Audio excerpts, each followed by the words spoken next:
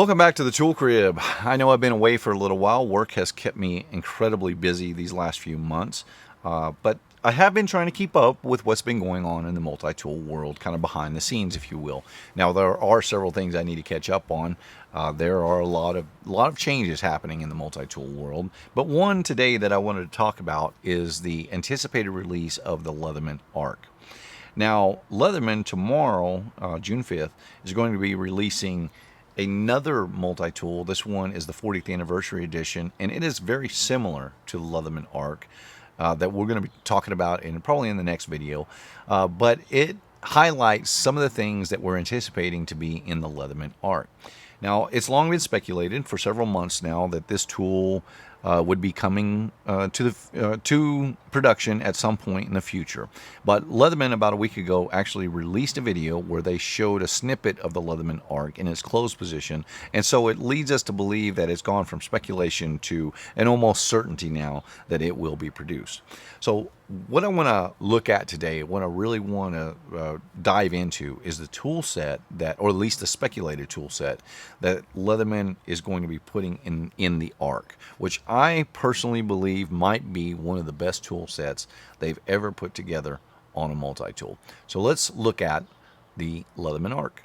So here is a rendering of the speculated tool set, and this is very, very well thought out in my opinion. First and foremost, what we're looking at is a MagnaCut steel DLC coated blade. So let's look at the Leatherman Free P4 blade. So the Free P4, P2, all of the Free series of tools came with a 420HC blade. Now that is common throughout with what Leatherman has built in most of their multi-tools, including my everyday carry, the Leatherman Surge. So the blade profile is pretty well the same. But it's going to change to a MagnaCut steel with DLC coating, which the DLC coating is really kind of an extra, in my opinion.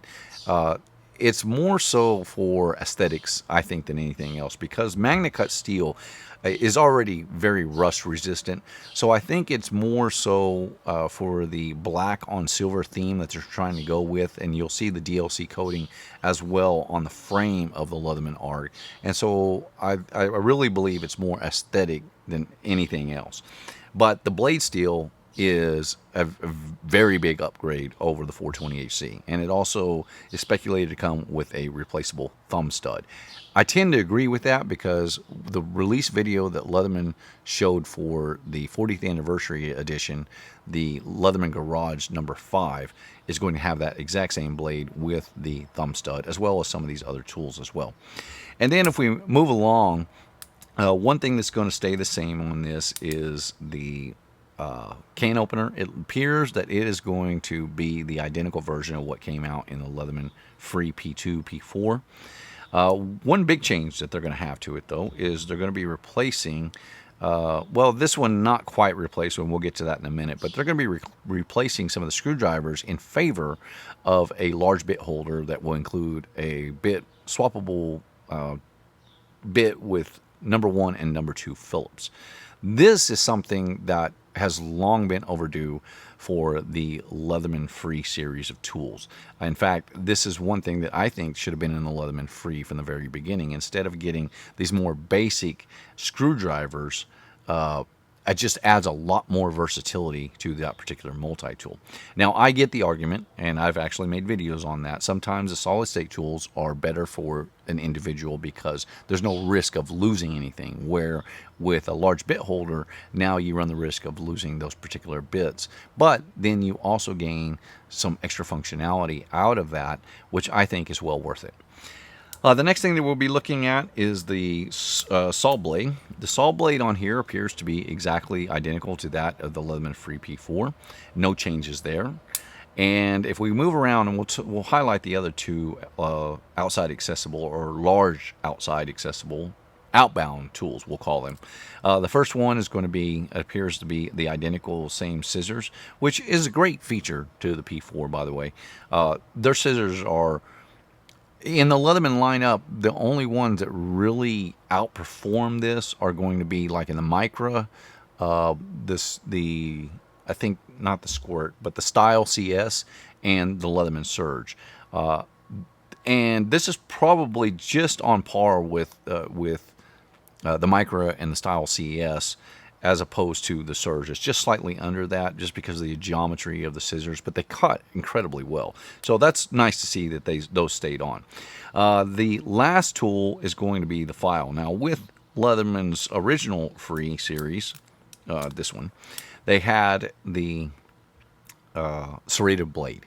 And the Serrated Blade, I think, is the right tool to eliminate from your 4 major tools for your 4 longer implements. And the reason I say that, even though I personally, in my personal EDC, get a lot of use out of the Serrated Blade and very much love to have that on my particular multi-tool, I think for the average person, if there's one tool that I've heard that they get the least amount of use out of, it is this blade. And so by taking that one out and then replacing it with a real full-length file, for a multi-tool anyway, then they eliminate one of the major drawbacks that the original P4 has, which was the very short, stubby file. It's aggressive, and it works well. It's just, it's so short that you can't get good functionality with it. You can't really utilize its full potential because of the fact that it is so close to the frame, and you're not able to just like the type of work you could get done with a larger file is going to far exceed your ability to get anything done with this smaller file. So that file is also going to come with a diamond coated file, which I very much like, and something that I use a lot in my Leatherman Surge as well. And then we'll look at a couple of other tools here. So we'll go back to this screwdriver. Now, this screwdriver on the original free P4 had a cut edge here for package opening. They've eliminated that in what we're thinking is going to be the next generation, or for the Leatherman Arc, in favor of just a regular standard screwdriver that also doubles as a pry tool.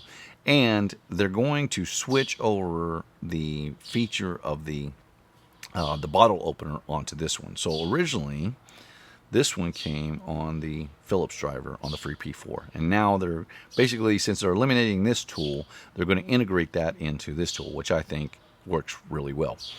And the next thing, which is one of the biggest improvements, and I hope this is accurate, is the awl.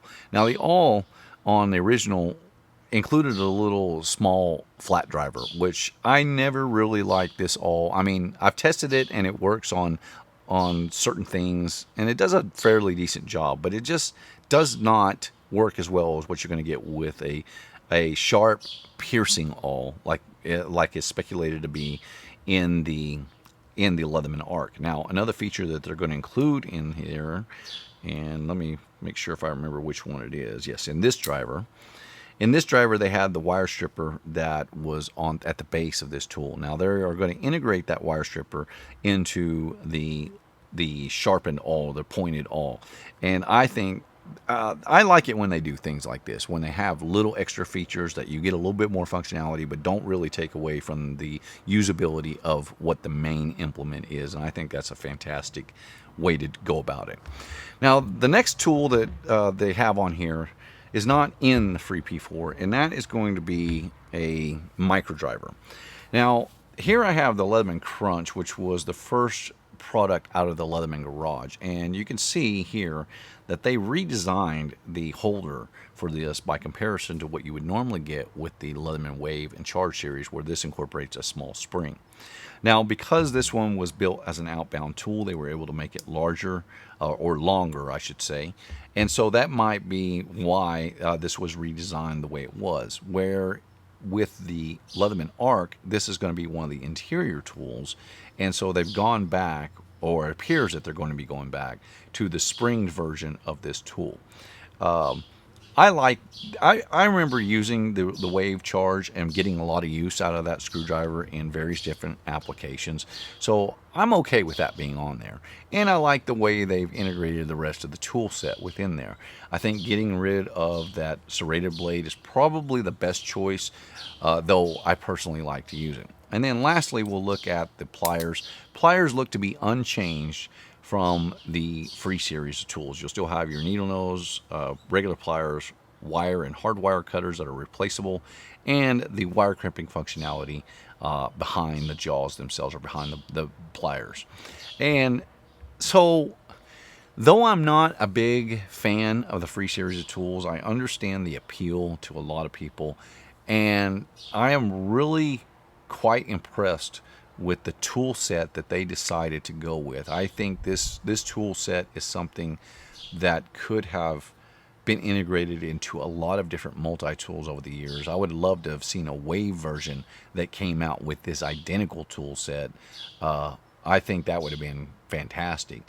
Get rid of the inbound scissors on the wave and put them on the outside while eliminating the serrated blade. Even if they decided they wanted to go to combo blade, but I'd much rather have a standard blade, especially an upgraded blade with the MagnaCut steel that we're looking at with this one. I think Leatherman has done a really, really good job, all things considered. This tool set, I believe personally, will serve the majority of people the best. So this is a look ahead at the anticipated Leatherman Arc. Let me know what you guys think. Do you think they made the right decision in what they decided to eliminate, and what they decided to add, and what they decided to keep? My name is Ben. You've been watching the Texas Tool Crib. I appreciate you watching, and I'll see you in the next one.